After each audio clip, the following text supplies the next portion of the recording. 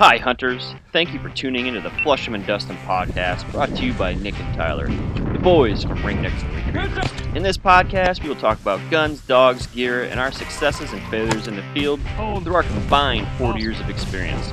We speak with hunters just like you from across the nation about their days in the field and the many memories they built with their friends and family. We are excited to have you listen. Now let's get to Flushing and Dustin. Welcome back, hunters, to another Flushing and Dustin podcast. Today we have Karen Sanders from out east up in New York, and she is going to give us a little background about herself. We're just going to dive right in. Karen, why don't you introduce yourself to all our listeners, and we'll get going. Hi, I'm Karen Sanders, and really happy to be talking to you guys. And hopefully, some of the stuff I say makes sense, and hopefully, we have some fun. Absolutely. So you're out in New York, and you sit by some mountains, and I didn't catch the name of those mountains, but where exactly are you located? The Catskill Mountains. Catskill Mountains. So 3 hours from New York City. Yeah. No idea kind of about that. In the Pennsylvania border. Here's Eva. Okay. my Drahthaar just She popped up. She wants in on the action as well. Yeah, so not too far from Manhattan, but far enough. And we're at a couple thousand feet elevation, actually. So quite a bit of hiking. The hunting has kind of declined in the past couple of years, deer hunting and grouse and all that. But we do have grouse. We have some rabbit. But from what all the old timers say, it's not like it used to be. But we're not terribly far. Yeah, I know. They say that everywhere. Iowa, we usually walk out our door in 5 minutes, have a limit, and now you got to walk all day. Yeah, but I mean, we have a lot here. There's also a really nice pheasant tree close by, so that's great for running the dog and getting some extra birds, especially during deer season. So I don't like to be in the woods during deer season personally. I don't blame you. We actually try to a little bit plan. Actually, this year we're going to plan around deer season in Iowa because we don't like being out in the field in Iowa either. So we'll go. We're gonna head to up North Dakota or South Dakota then, and do something like that. Yeah, just to get out of Iowa. Nice. Everybody's slinging. They don't care what's on the other side. They sling them shells. Sometimes it can be scary. I'm sure, especially out there, those monsters. So you guys are all based out of Iowa? Yes. Yep. So I'm in Des Moines. I don't know. That's the capital of Iowa. And then Tyler's just he's east of me. I've been to the Deer Expo. I've been to that Deer Expo that you guys have. Awesome show. Yep. Yeah, there's some monsters there. Oh yeah.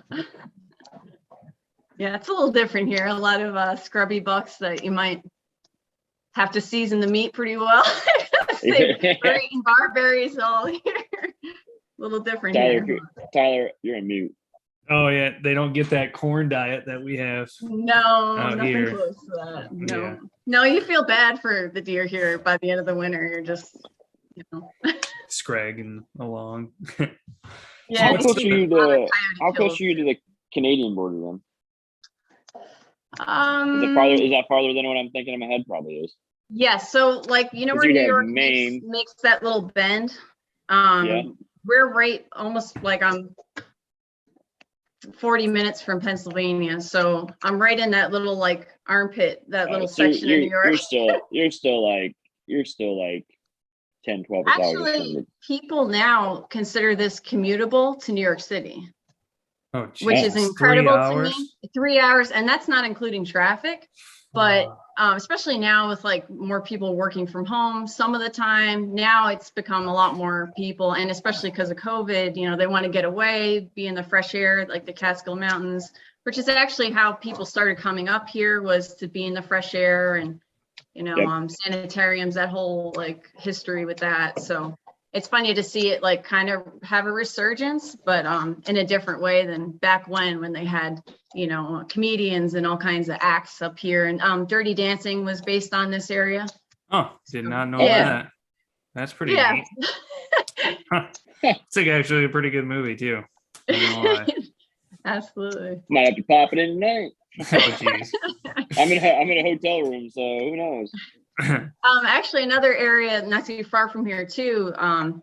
There's a really well-known it's called Mohank Mountain House. It's a big resort, the same kind of idea. People used to go in the summer and get fresh air and stuff, but they used that. Actually, Stephen King had stayed there, and he modeled his, what's that movie, The Shining, after that hotel. Wow. Yeah, so there's a lot of history around here. We're not that far from Manhattan and stuff, so. Dang, that's crazy. Yeah. Do you guys have a lot of farm ground up that way too?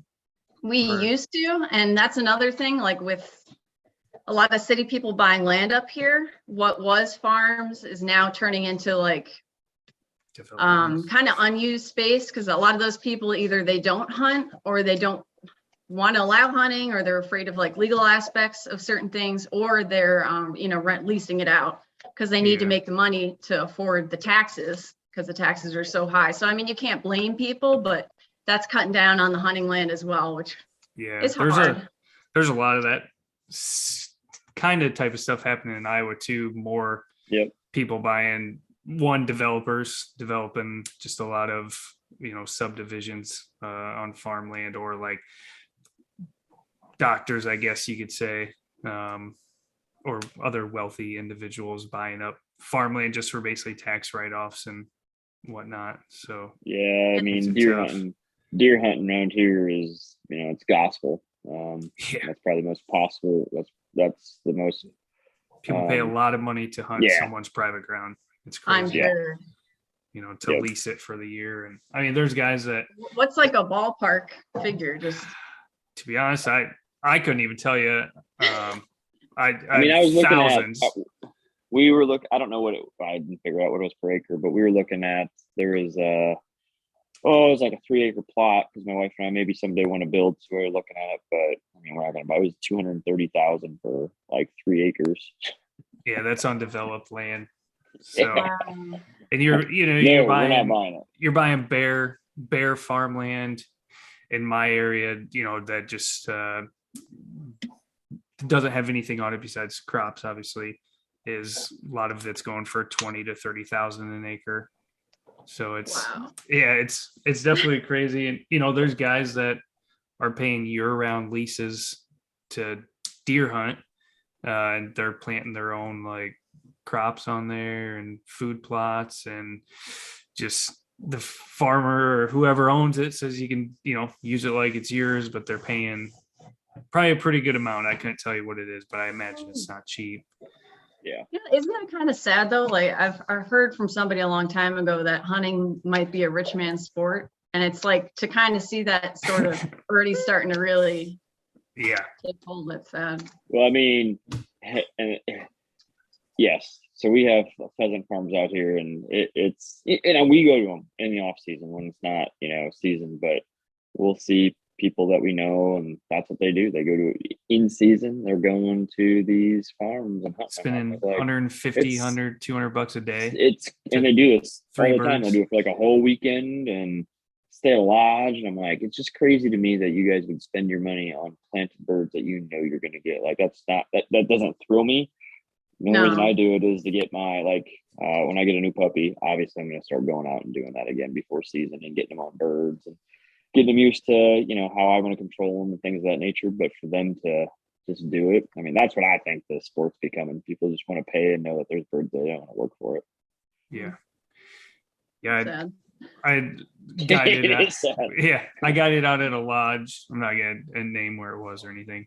But the way that it's set up is you plant birds every morning, like a couple hundred birds.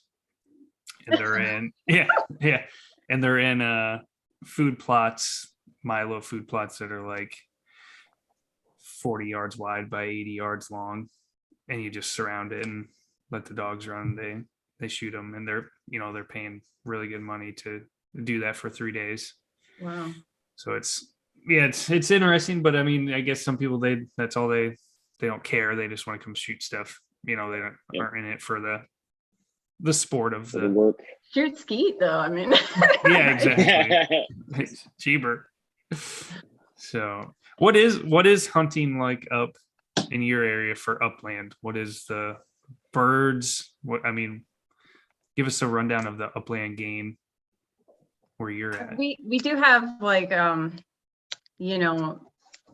what do you call it? Like our DNR goes and they put out pheasant in certain areas. What do you call that? Planting them or whatever. Yeah, I don't, but they're, they'll do it twice a year. They stock them like a couple times a year, certain places, and those places get hit pretty hard. And, then on weekends, there's a lot of people there and whatnot. And some people, that's all they do, and that's actually the first time I ever went hunting was with a boyfriend who had Flushing Labs. And that's what it was. And I was like, what is this? Like the birds in a bush and, like, how are they there? And what? Because we don't have like natural pheasant here anymore. I don't know if we ever did. So, I mean, it was interesting and it was fun, but I wasn't like hooked with that. Like that wasn't the experience that I've had now having my own dog and grouse hunting. And I'm partial to grouse. We don't have a ton here, but it just gives you so much respect for the bird in a way. I mean, you have to hike, you're walking, they say it's about 15 miles per grouse per like one flush.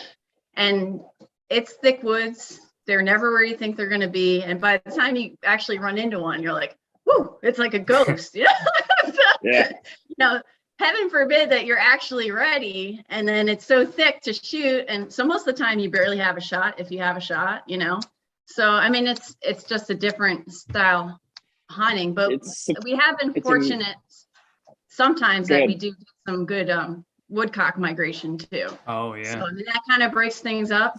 And my dog loves woodcock, and that's really helped us all as hunters, woodcock hunting, because you got to keep your dog so close. So because of that, like that helps with grouse hunting, keeping her close. Like everything we do, we just try and keep her close because we don't have that much time. If she's flushing it far away, we're not getting shot. So. Yeah. No. It's surprising that the numbers wouldn't be better if, they're in the timber like that and they're so hard to get close to. It's not just over. Well, we have a lot of predators here is part of the problem. And that's why I think the hunting was a lot better back when. We have a ton of coyotes and people used to trap, and the fur market is not great right now. And also there's a lot of anti-hunters here. And like there used to be coyote competitions every year and as like a fundraiser for the firehouses and stuff.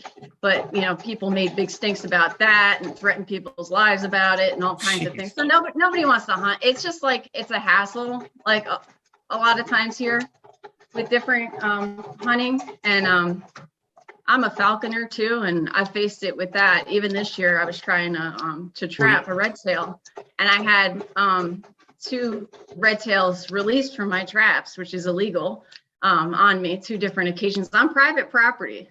Damn. So, how long have you been doing falconry? 6 years. Did you get into that before running your own dog? Yes. Nice. So that was part of the idea of getting a dog, was to work with my bird. We haven't gotten there yet. I didn't know how hard it is having my own dog and all of that. And now that she's trained, I don't even know if I want to run them together. It's like, she's so much work. I don't want to mess that up. Like, I'm not really sure. I was hoping to trap this year, but then that never really worked out. So do you have a cage for your falcon?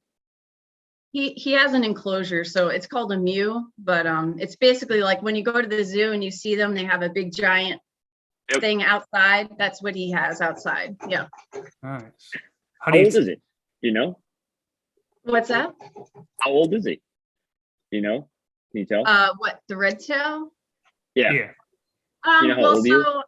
And I don't have a bird right now. I was trying to trap one this year, which would be a bird on its first migration. So in this state, when you're an apprentice, you have to trap a bird, and it's either a red tail or a kestrel. And kestrels, you can barely hunt anything. They're very small, So I always opted for red tails. Now I'm a general level falconer, so I can have different kinds of birds, but I just wanted to trap another wild one and use that, especially with her. I wasn't sure how things were going to work out and stuff. I didn't want to buy some expensive bird or anything like that and have something happen because she's so birdy. I don't know. That's going to work out. Sometimes the dogs get hurt too, because if they get too close to prey, a bird might, nap them on the nose, which has happened to some people I know. So, it's just like a lot. So that's why I'm not even sure if I'm going to end up running her with a bird, maybe eventually, but. How many red tails have you had? Two. Yeah.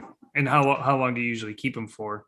The last one I had, I really liked him a lot. I kept him for 2.5 years. Nice. Yeah, he was really responsive. He was on the males are smaller. I wanted to get a female this year, but trapping was really hard this year. I don't know if by you, but when we were driving to South Dakota to hunt with Eva, I mean, usually in Iowa and stuff, you just see red tails everywhere along the highway. Yes, I think I counted like 3 red tails this year. It's like, wow. And South Dakota too. I think I only saw 1 hawk. So just a really weird year. I mean, I trapped a lot of zippiters, but I wanted a red tail. So what's a zippeter? Yeah, like a Cooper hawk. They're smaller hawks. They're bird eaters. Okay. But smaller birds, like if I trapped a goshawk or something, I could hunt with that. They'll hunt pheasant and stuff, but nice. I just want a good sized bird. Yeah.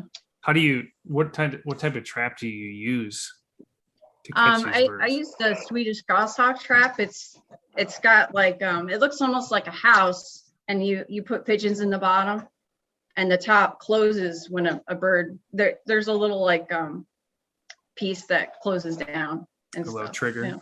Yeah. Mm-hmm. Nice. Huh, yeah, but you could ridge trap. The first bird I got, I ridge trapped, which is like you put a pigeon on a fishing line, and you sit on a ridge on their migratory path, and you wait like you're fishing all day behind a blind. And it took me about a month to get that bird. Jeez. Yeah, and we caught all kinds of other birds and had to let them go and stuff. But you sit there with a bow net that folds over when the bird comes in to land on the pigeon. Oh wow. So, yeah, that was super neat. I've never seen. We trapped a golden eagle that we let go that I've never been that close. I mean, it's just incredible to be that close to an animal that size, and we didn't even see it coming in. It was from so far away, and then all of a sudden just huge. And when you see on the nape of the neck when it's all gold, you just know instantly, like, and the pigeon just was all feathers. That would have been awesome to see. It was. That'll probably never happen again in my lifetime, but we do have we have a lot of eagles here too, and that impacts the hunting also. Yeah. Oh yeah. And now they're almost getting like red tails here, where they'll hunt like a red tail and hunt squirrels and stuff. So. Oh geez. Yeah. So you said you go through Iowa, and you're seeing these red tails. Are you hunting when you're seeing these red tails in Iowa, or are you just driving through? So we drove through because we took Eva to South Dakota this year, which was awesome. So much fun and cool to get her on, actual wild pheasant, which was a learning curve for all of us for sure. Was this your first time on wild pheasant this year? Yeah. This year. Yep. Oh, she's nice. She's like 18 months, Eva. So. Okay. And this is my first bird dog. My husband had a Draht years ago in the 70s, and I'm not even sure if it was a real registered Draht or, more like a wire hair, but. Yep. So he was more familiar with the breed, and he was, that's kind of how we ended up with her. I wanted a dog that could do everything, and that fit the bill for sure. So. Yeah. So what was your first experience? What was your experience like going out to South Dakota, chasing wild roosters? It was wild. Yeah. I mean, we didn't do any kind of, with a guide or anything like that. We just went on our own public land, and, a lot of that CRP grass was cut this year. So that kind of hurt things a little bit. But yeah, I mean, we expected that because we were thinking like either to go to Montana, which we still want to do someday, but we heard with the wildfires that was kind of different this year and stuff. So, I mean, it was wild. It's funny. We've only been on 2 like major getaway hunts. We took her to Jackman, Maine when she was a pup. Like she was like 8 months old, and we took her, and we still had a great time. We still killed birds. There was a lot of flushes that we had no shot, but that was a great time. And you learn so much, but it's like that first day, I feel like on both hunts, we ran into the most birds, like by stupid luck, but like we weren't ready for how to hunt out in that situation. And then later days, it kind of the weather and stuff, because it was pretty windy when we went. It was like 15-mile-per-hour wind some days and brutal cold and just totally different. And some of those other days we barely ran into birds, and we're like, okay, I'm ready now. Now I know how to do it. Like, bring the birds back. But yeah, we ran into hunting a new bird this year too, a sharptail, and we ended up getting 2 of them. Where we were at, they're not prominent. If anybody sees them at all, I'm surprised we saw them there. And when we saw them, we all were like, "Oh, that's Hungarian partridge!" And you can hear like my video is like, "Did I just get a?"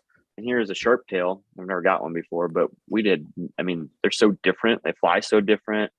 That was an experience for us. Pheasants are old hat kind of for us, but that was like, it was pretty cool. It was wild. I was just shocked at how fast they are. Like a wild real one. Yeah. And those fast. South Dakota ones, man, they are like Kevlar out there. They are. Yeah, they're tough. tough. Late season. I mean, if we were going to do it again, we'd probably try and go a little earlier, but they're like rocket ships, and they're tougher. They're tough. There's some that like we hit with a couple pellets, and they kind of went down, and we're like, oh, they're probably dead. They're gone. They just ran off. Like, yeah. what? Yeah. We had one, 3 years ago? We went out, and the first rooster that got up, God, that thing couldn't have been, I don't know, 25 yards ahead of us. We both pretty sure we both smoked it, and it just pancaked it. And the dogs were literally like, they were so close to on it, top of it, and it was gone. No idea where it went. It's like they couldn't find it. We stayed there for like 30 minutes. Dogs couldn't get a scent. No scent cone. No nothing. I was like, what? Like, what happened here? Yeah, that was that made us upset. But yeah, that's crazy. It is interesting going from like when we do the warm up hunts at the the game farms in Iowa, and then you get out and you have that first rooster that comes up. It's like, holy shit, that thing got out of there real quick. Yeah. So it's pretty fun. What do you, so obviously you'd have to choose between falconry and a bird dog.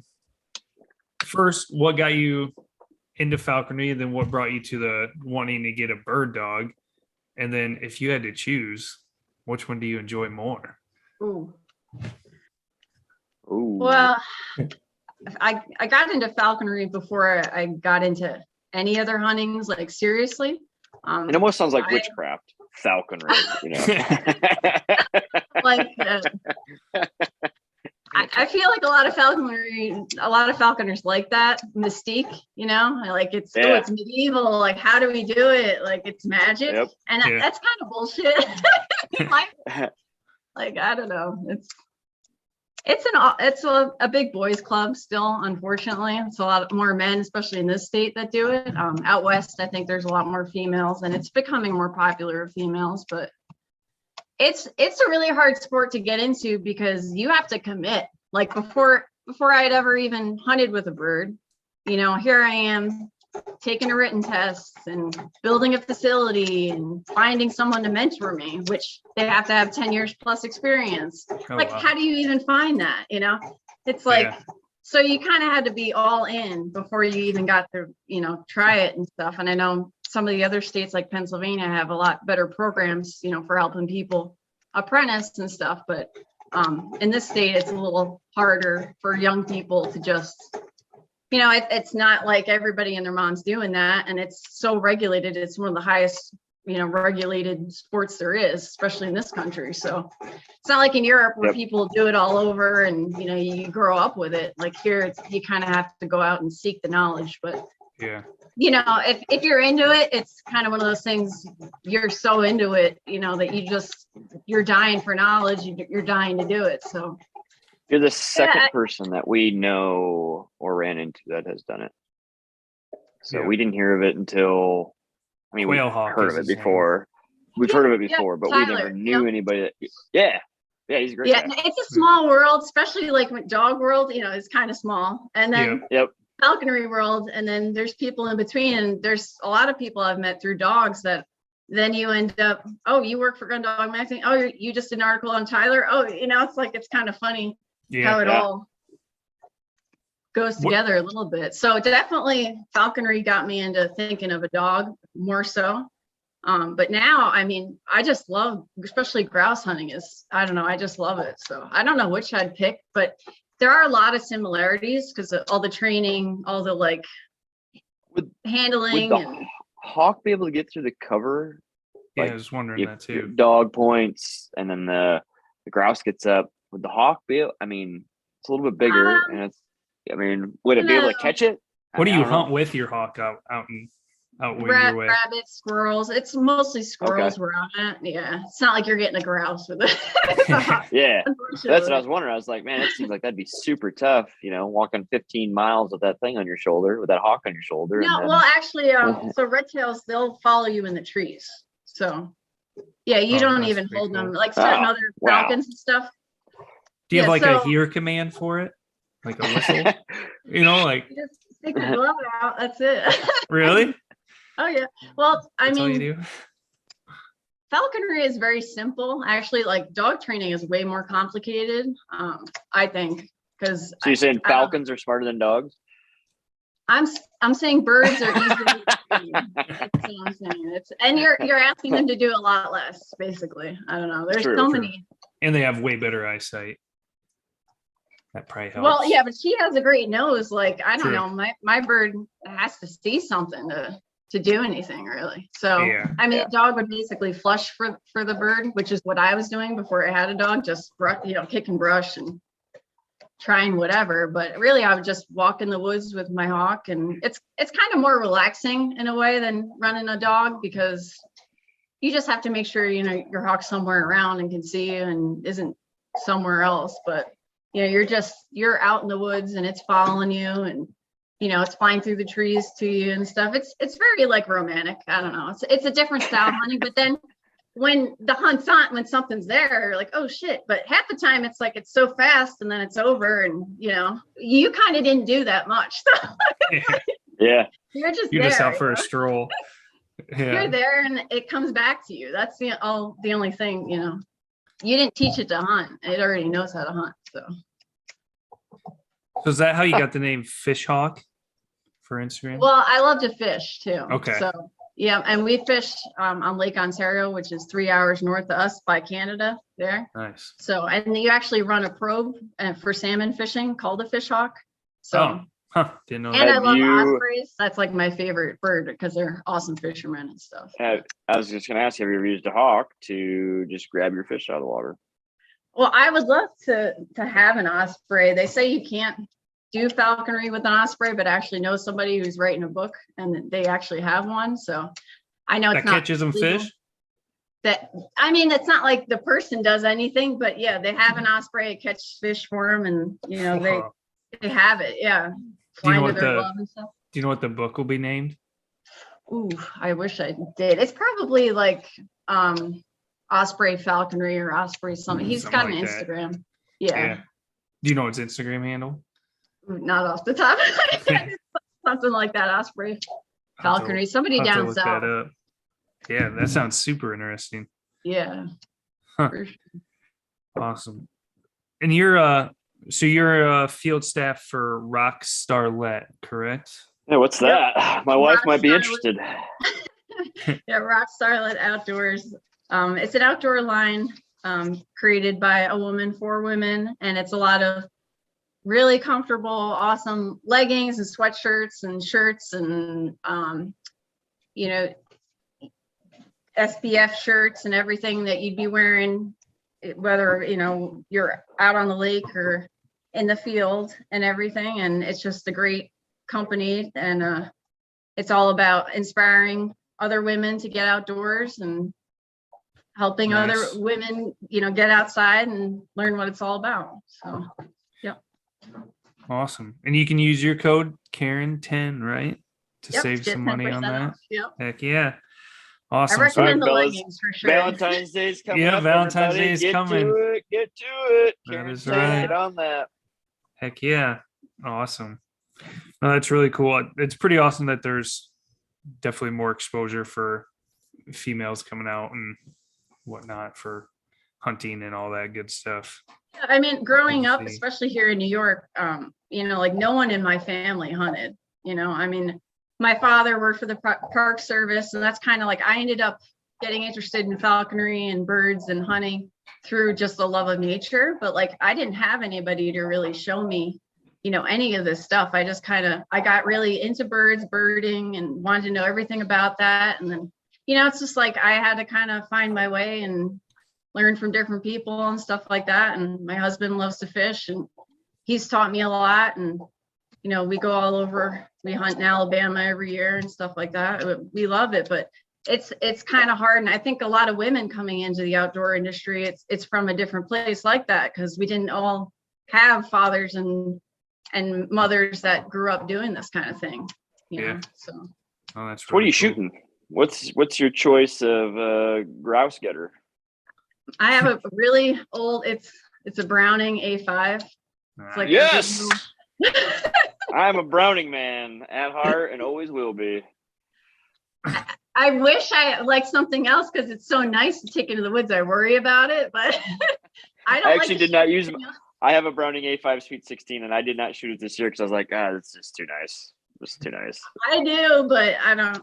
I'll have to find something more all weather at some point. But I just love it. There's just nothing my first gun my dad got me was a Browning BPS pump, and I didn't keep it, and it was a 20 gauge. I wish I would have kept it, because I don't make them anymore. And I traded and I got a Browning Maxus. So I have a Maxus, and then I have the Browning Sweet 16 as well.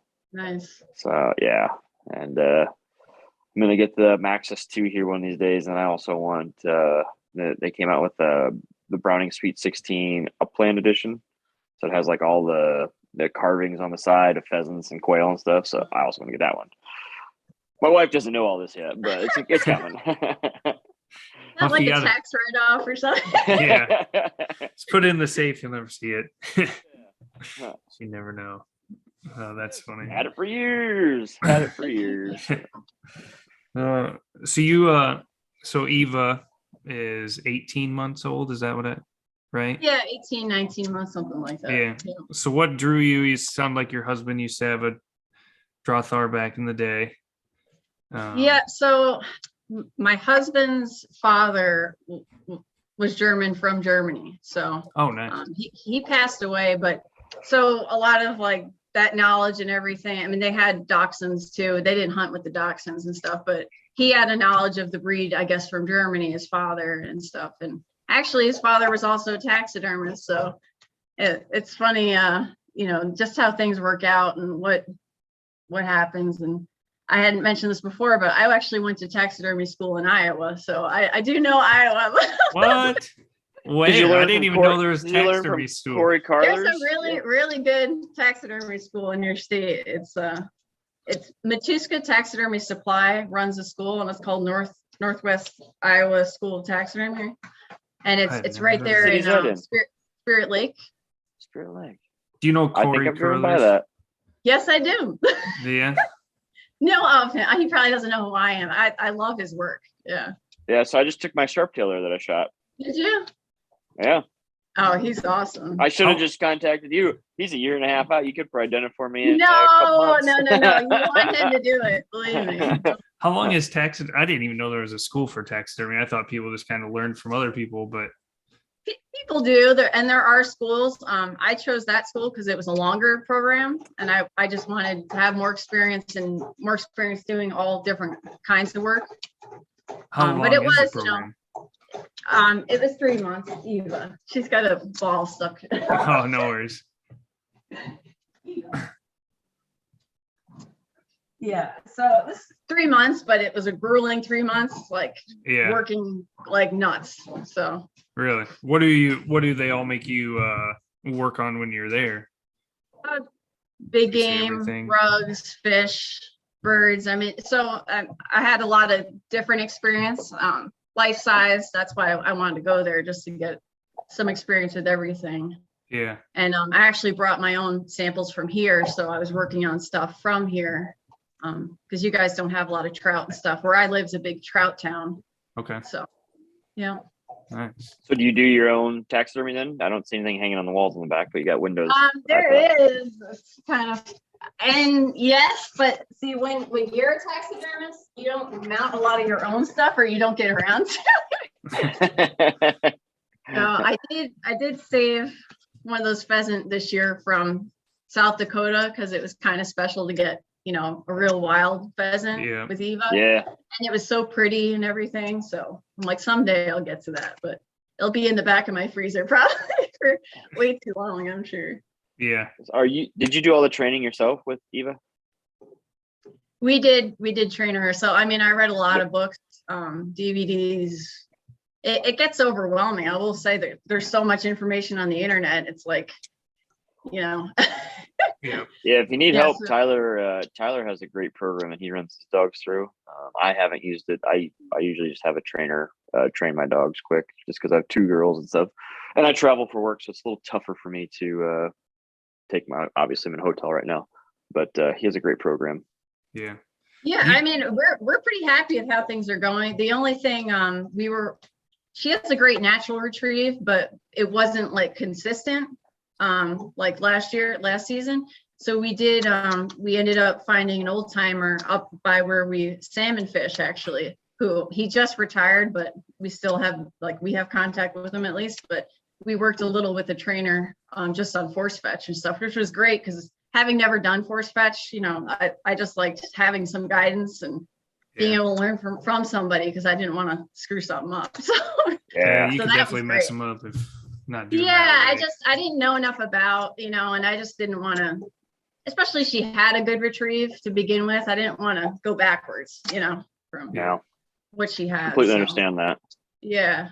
So that was great. And he actually retired to Maine. So unfortunately, but we still have contact at least. So yeah.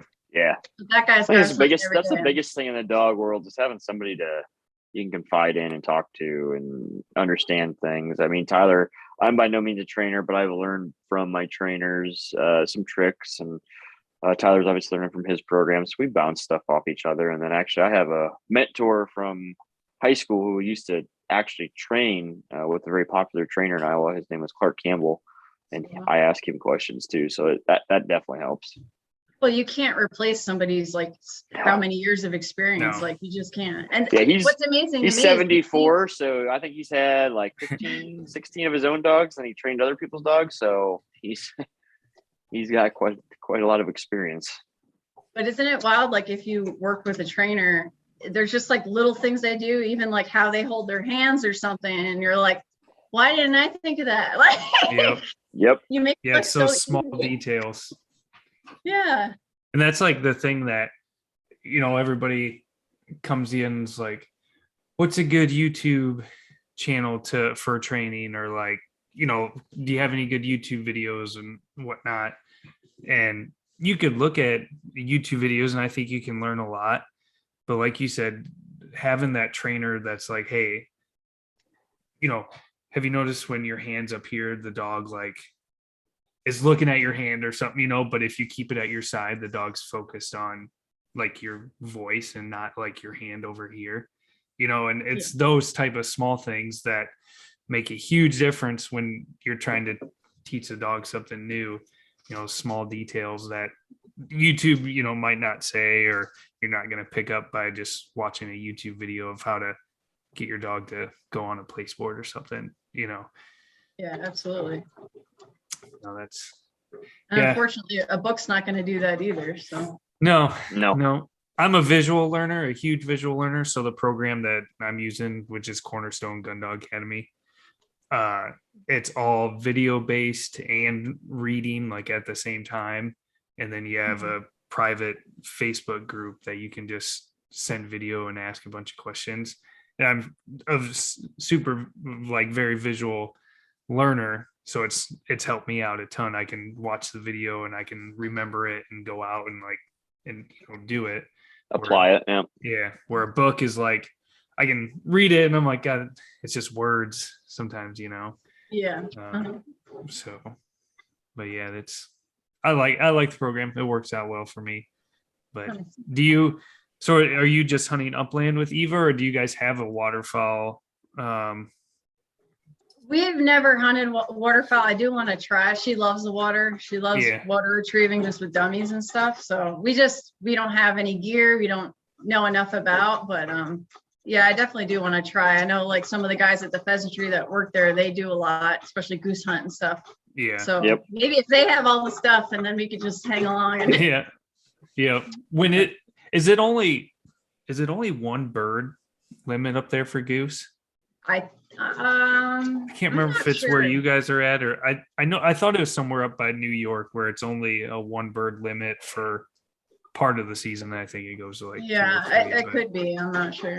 It's like, man, you go out by yourself and just shoot a single goose. Yeah, I don't know. Better than well, when you come through Iowa next, you'll have to let us know, and we can. Obviously, you'd have to get an Iowa license, but we could treat you to a hunt when you're driving through. Maybe for that a would be day. incredible. Yeah. Because are you guys going out to South Dakota or the Dakotas this coming year? Oh my God! If my husband was in the room, he loved it. It was a little windy for me. Like, I enjoyed it. We had fun. We were just there for a week and stuff, and we had a blast. We learned a lot. But was it my favorite hunt ever? But would I go back? Yeah. It was a long ride, and like COVID doesn't make traveling that fun either. Like you just want to get to your destination, and just you know. I mean, I'm not as nervous out west like by you guys with COVID as here. How far a drive is that to South Dakota? Oh God, how far was it? It was like 2 solid days of driving. When just walked in the door. How many hours was it? Where? To South Dakota. We went to Redfield, South Dakota. Oh. 18, 19, 20. 24 hours. Oh, Jesus. So long. It was a ride. He wants with to all go your back gear and everything. Yeah, that wasn't too bad. So Iowa's perfect stop. We'll grab a hunt, drink a couple beers. You want to go hunt in Iowa, hunt? Yeah, tell them. What big bucks there. Yeah, there are some big bucks. I can tell you that. We're I hunted in Iowa. Nice. We're at. Where's the gun? Get on the screen. We're Mount Pleasant. Mount Pleasant. Nice to meet you. Hey, nice to meet you. How's it going? How are you? We're not in the screen here. Can you see me? Yeah, we can. So you've hunted buck or deer in Iowa? Oh yeah, Mount Pleasant. He's that's where my not- wife's from. Yeah, that's not every far from state here at all. Yeah. That's awesome. Do you get one? Did you hunt with somebody? I shot a 164-inch 11-point there. So. Nice. With a bow or shotgun or shotgun. That's awesome. How long ago was that? Oh, a long time ago. That was back. It had to been 03, I think. 02 or 03 it was. So. Dang, that's awesome. I haven't been back. I went back a year after that, and I haven't been back since. So.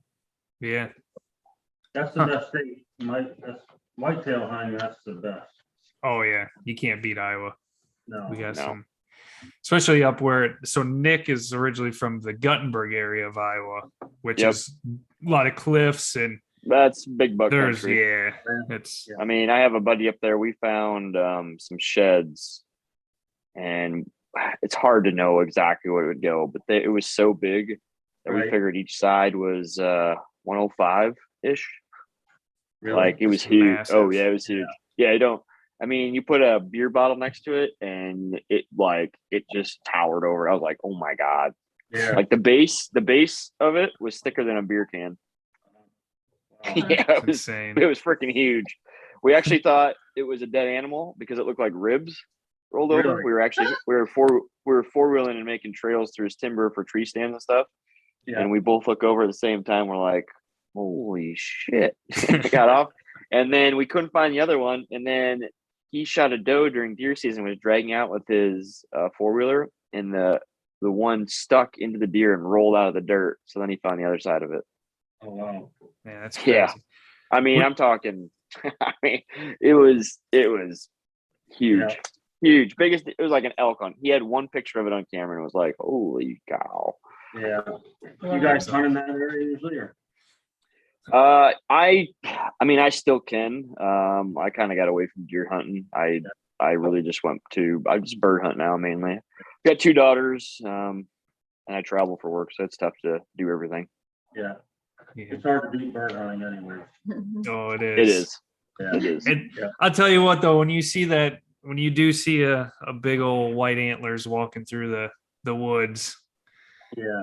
it's pretty exciting. It's a different feeling. Yeah. Yeah. But, Well, here, if you even see little ones, you're excited. what when you guys go through Iowa to South Dakota, what do you know what interstate you're going on? We usually go to 80. 80. Yep. Yeah, so you're going right by where we live. So it'd be perfect to grab a hunt if you guys are Oh my are God. coming through. Yeah, we got You do a lot of pheasant hunting? Yep. Yeah. Yep. Yeah, we every once in a while, like this year, we shot a woodcock, which was, I mean, Wow. I think that's pretty rare. Yep. It was the only one we saw all year. Luckily, we knew what it was, so we were able to shoot it. And then last year, we ended up getting one Hungarian partridge, and we never even saw any this year. So you can get into a few different species. I actually never even saw any quail this year. I never did. Mm-mm. So We do have a little bit of a woodcock migration that comes through Iowa, but it's not like significant numbers at all. You know, it's pretty minimal. I have a wetland area just south of where I live, and I usually see one or two of them out there during that migration, but never have actually just specifically hunted for woodcock. But yeah, we got the pheasant numbers are actually this year was great. And if we can make it through this winter and have no flooding for the summer, I can't imagine next year's going to be, I think, super good. Yep. So, yeah, it's awesome. When does the season run out there? It starts on the last weekend of October, and then usually ends the first January 10th or something like that. January 10th. Yeah.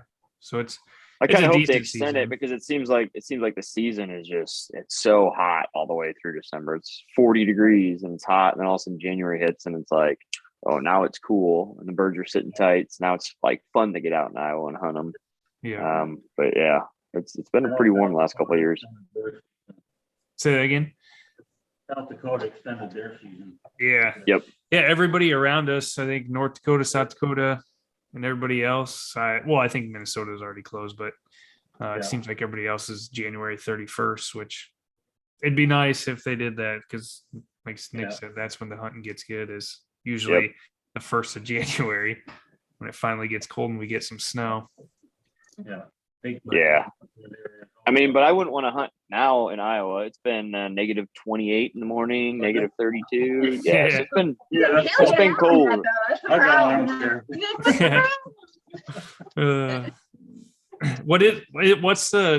Does it get super cold up where you guys are?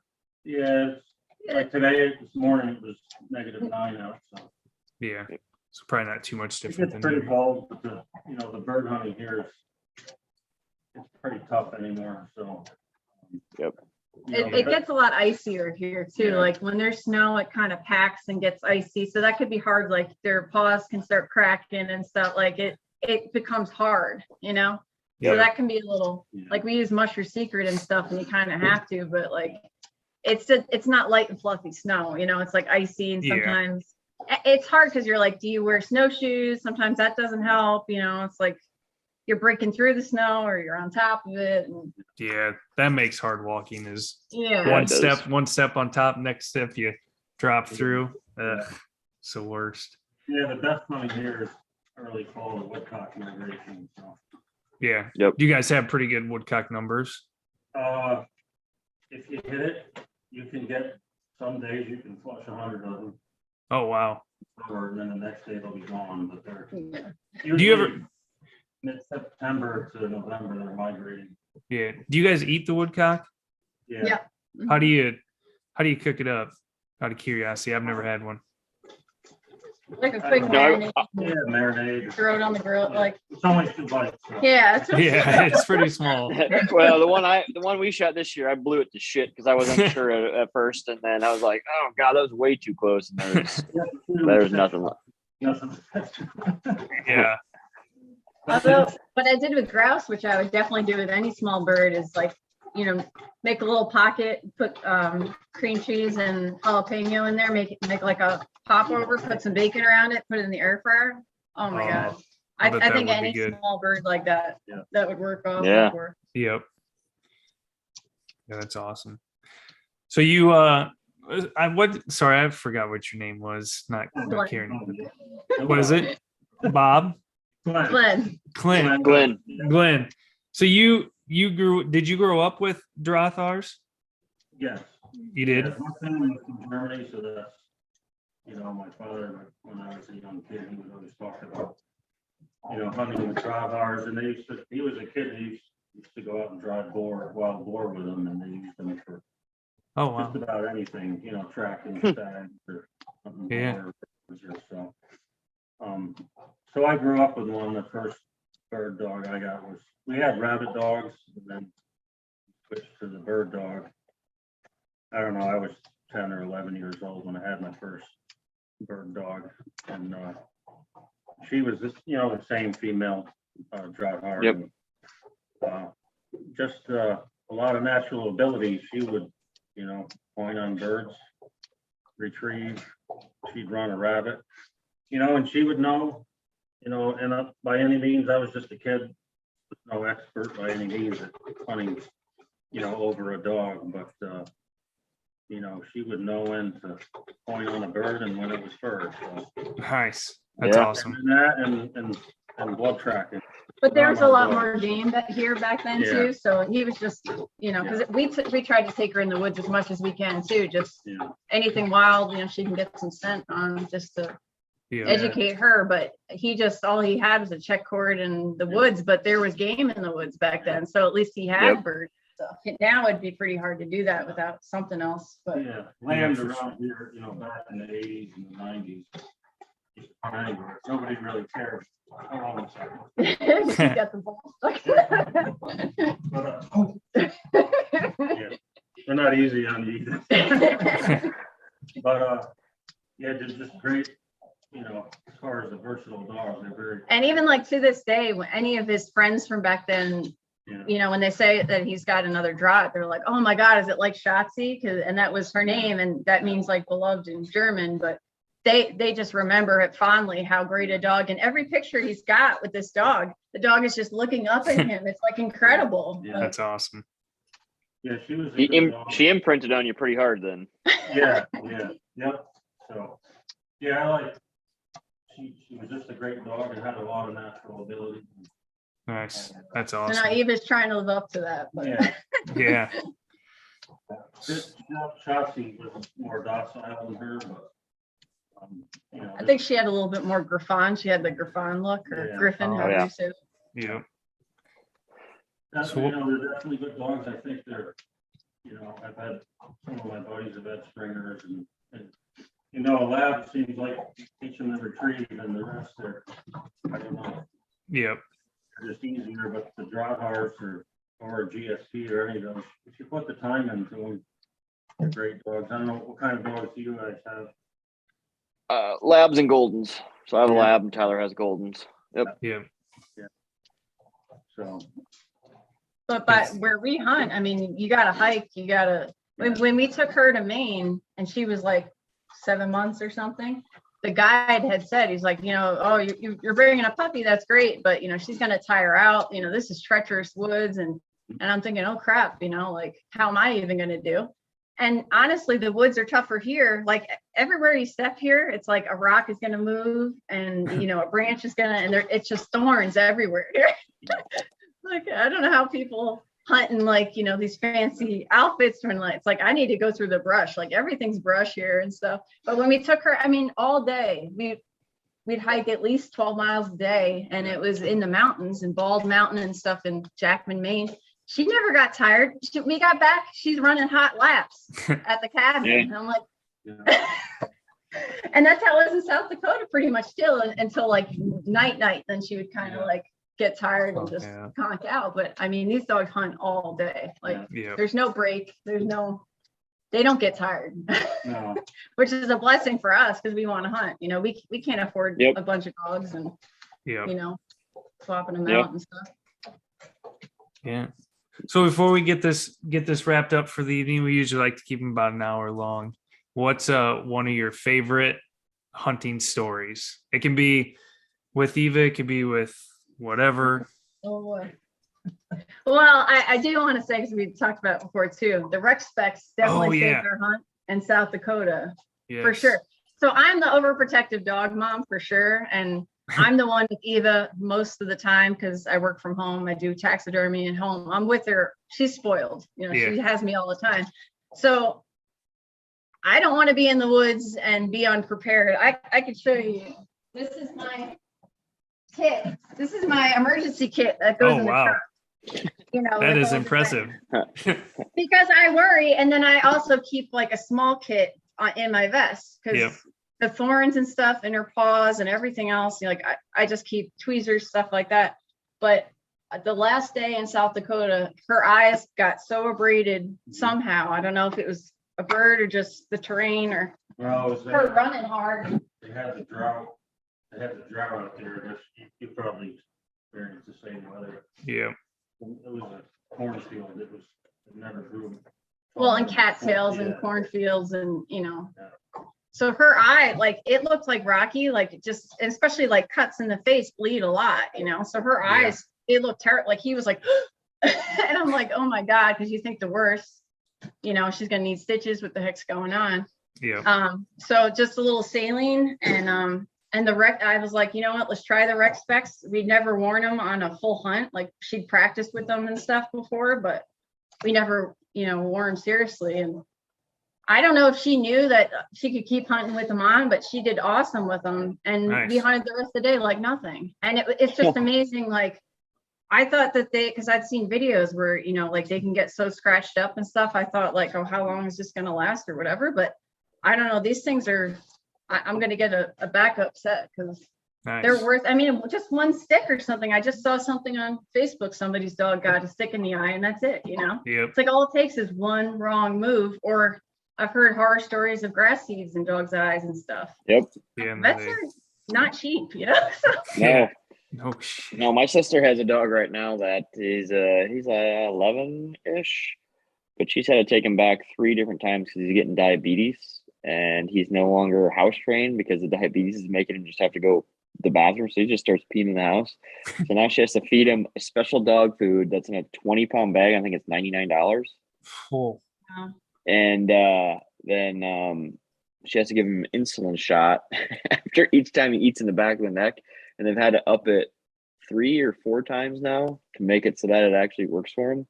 It's like, I hate to say it, but you might be better off putting this guy down if this is what's going to keep like happening.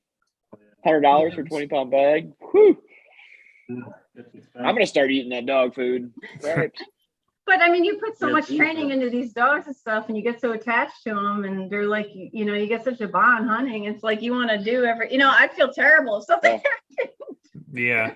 Yeah, these were great because I had noticed the dog was running with her head up. She was hopping. She started hopping, and I think that. Yeah, once you put these on too, she had to like keep her nose on the ground more too. And I think she realized like she can push through things, with it and not bother her eyes. So she was doing awesome with them. Yeah. Nice. But also there's a lot of scent out there. So that helped too. Like we've used them with her here. And if there's not a lot of scent, she starts, trying to get at them and stuff a little bit. But if she's busy and stuff. So if anybody's trying these out, like in the field on a hunt, I say like, if there's a lot of bird, that's like the best place to try them out because if they even have them on. Yeah. No, that's a really good idea. I've looked into them, just haven't pulled the trigger on them yet.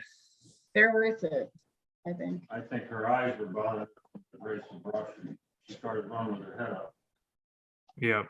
Nose on the ground, and as soon as we put them on, her nose was right back on the ground. Yeah, that made a world difference. Yeah. Yeah. It's definitely worth the money. Yeah. Yeah. Definitely. All right. What's the good story? Oh, I thought that was the story. That is good. It could be your deer hunt. You could tell us about your deer hunt in Iowa. If you remember it. Well, another upland story. I don't know. It's kind of embarrassing, but For who? Well, so grouse are, it's always when you least expect it, kind of. And sometimes they're right freaking next to you, like woodcock, like, and you're like, how did I not see? And in Maine, they are a little bit bigger than they are here, and they're a little darker. But I don't know how many days into we were hunting in Maine, and we just gotten out of the car, and you're not even thinking you're going to see a bird right away or whatever. So I had to relieve myself, take a pee, big flush right behind my butt. I didn't see another bird that whole day, and I was like, "Are you kidding me?" That's funny. Hey, that has happened to us with pheasants. I can remember Tyler and I were in South Dakota. I know it's happened more than this, but we were in South Dakota. We walked around this little pond of cattails, and Tyler was meeting me, and we stood there. My dog is running right beside me, and he sits down, and I put my gun on my sling on my shoulder, and we're sitting there waiting for Tyler, and we stood and talked there for 5 minutes, and him and I took 2 steps to the right, and a rooster just went. Scared the shit out of us. It scared the I'm like, I looked at my dog. I'm like, what are you doing, idiot? Like, I was like, how did you not know that bird was in there? But the wind was going the opposite direction, and he never went that way. So it sat literally 3 feet, 4 feet from us. That's funny. So I'm going out there. That was a great time. So. Yeah, South Dakota's fun. Anywhere. We're gonna head to North Dakota this year and try that out. We've been to South Dakota 6 times ish, 5 or 6 times. Yeah. So time to try something new. We're gonna switch it up a little bit. Waterfowl hunt too, or I got Tyler into it does this now. year. Yeah. We kind of switched roles. I used to because I grew up on the Mississippi up in Guttenberg, did that quite a bit, and then I don't know anybody down in Des Moines, so then now Tyler does it, and I don't really do it now. Yeah. Now I met a group of older gentlemen this year. I found a field that a bunch of geese were landing in, and asked the farmer, and they said they give permission to one guy who he gives permission to other people, if he's not going to be using it. And I called him and said it'd just be me and my dogs, and he's said, well, we're old and we don't want to have to run after any cripples, so bring your dogs out. And nice. After they ran down the first cripple of the day, and they said to come back every time, so they've invited me since. So I definitely appreciate that. But yeah, so it's fun, it's different, and learned how to make some goose jerky that's really good. So it doesn't even taste like not much duck hunting. The seasons here, it seems like they always show up when seasons close. I don't have got like one pond we have access to, and I don't have much gear yet because I just got into it and it's super expensive to get into. I know. Yeah, so yeah, hopefully get some more ducks down the road, but right now just a lot of goose field hunts. But yeah, so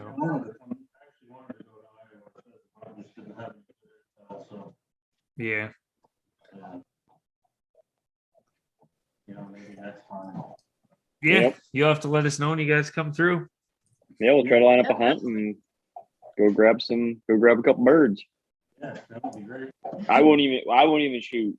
You guys can all shooting. Oh, Nick, please. I don't think Nick can not shoot. He's antsy behind that trigger. I'm quick, and if you're not pulling it quick enough, then I'm going to pull my trigger. What combination do you use as far as gun? I know we went out there. I asked a lot of questions, and, chokes and shells, and I got a lot of different answers. So we shoot Boss ammo, 5-shot, 2 3/4. 12 gauge. 12 gauge for 12 gauge, and then when I take my 16, same Boss 5-shot, 2 3/4, and then I shoot modified all season long, modified choke. And I shoot full, usually because I miss them on the first shot and I need that second shot. So probably miss them because my pattern's too tight. But yeah, probably.